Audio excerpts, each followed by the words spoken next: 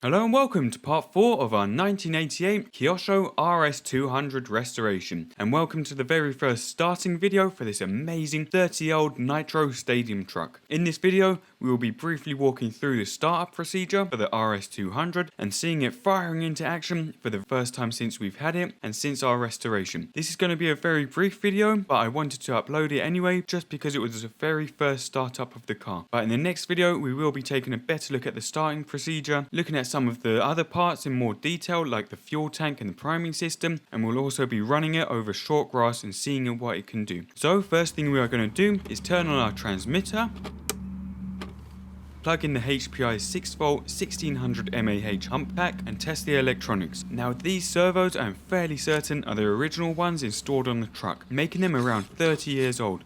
And as you can see, they still work perfectly, both for steering and for throttle. One thing to note is that this thin throttle cable with a zigzag in it is actually different to the one you've seen before, because just before we were going to fire up the RS-200, that 30-year-old throttle cable finally snapped, and we had to make a new one from scratch because there was no chance of finding a new one. So this one here is new, and it's an exact replica of the original and seems to be working fine. Now we're going to be running this engine on 16% nitro fuel, which should be okay, and we are just going to pour a little bit of that into the fuel tank. As a starting point, I have tuned it from 3 turns opened from closed to try and start it, which should be quite rich. We've also primed the fuel by putting our finger over the exhaust and pulling the starter a few times, which we'll show you in the next video.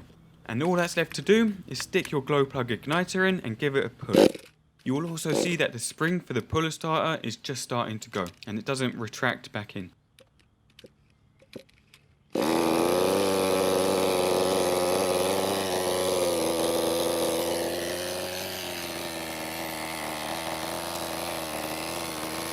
And that's it, it has fired up pretty much first time and sounds excellent.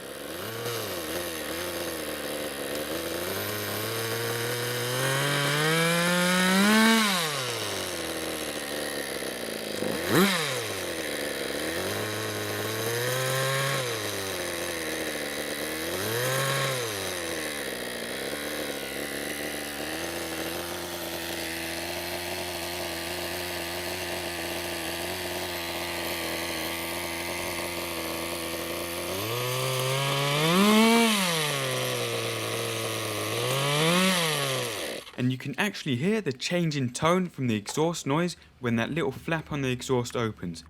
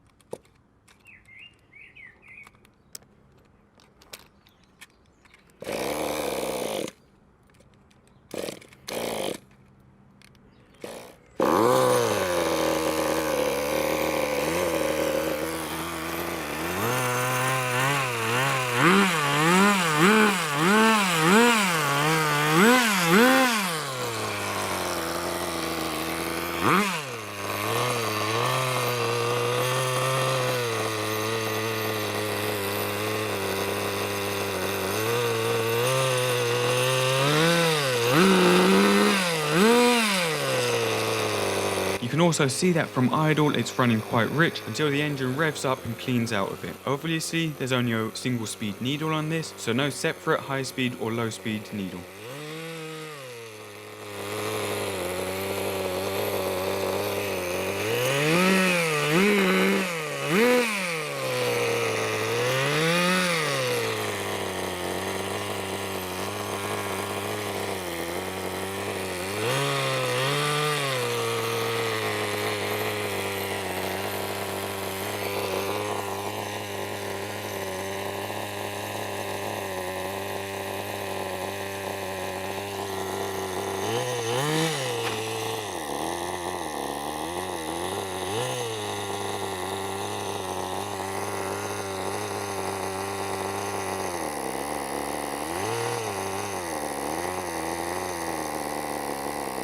And at this point, you can see that the idle gap is still too small, and fully applying the brakes will close the throttle too much and cut out the engine. So if we just open up the idle again a bit more,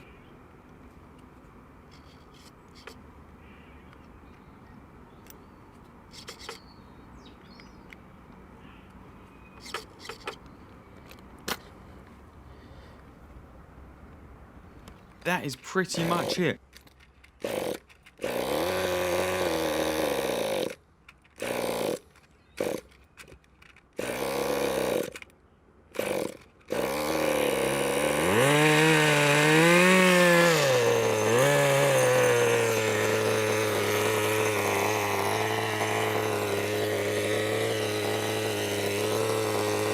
And finally, for the very first roll.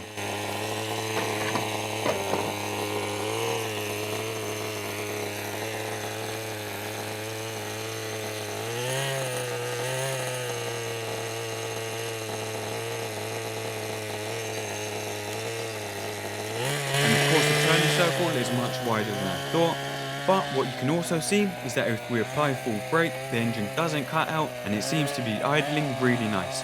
And that's it for this quick video. In the next video we'll be taking a better look at firing up the RS-200, looking at the fuel lines, the priming system and the plungers on the fuel tank, and seeing the truck in action running over grass and seeing what it can do. So keep an eye out for that. I hope you've enjoyed seeing this 30-year-old engine firing up and maybe seeing something new. If you would like to see anything in particular, drop us a comment below or email us, and please rate and subscribe. Thank you for watching and see you soon.